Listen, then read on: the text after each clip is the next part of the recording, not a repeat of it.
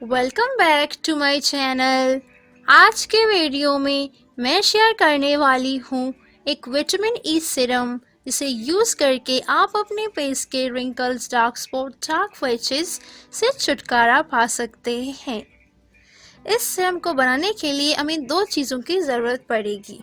The first one is vitamin E capsule and the second one is flaxseed gel. तो सबसे पहले मैं आपको बताऊंगी कि आप फ्लैक्सीड जेल को कैसे तैयार कर सकते हैं। इसके लिए आपको लेना है half ball of flaxseed and 2 ball of water. इन दोनों को एक पॉट में रखें और इसे बॉईल करें और चमचे को साथ में हिलाते रहें ताकि ये एक जेल की शक्ल में आ जाए।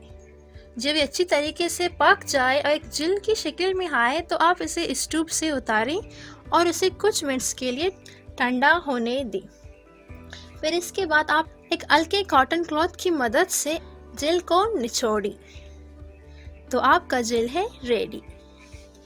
फिर सीरम को बनाने के लिए आपको लेना है 1 tablespoon of flaxseed gel and 1 vitamin E capsule. इन दोनों को अच्छी तरीके से मिक्स करें और इसे अपने फेस पर अप्लाई करें। आप इसे सुबह को अप्लाई कर सकते हैं और सोने से पहले भी अप्लाई कर सकते हैं।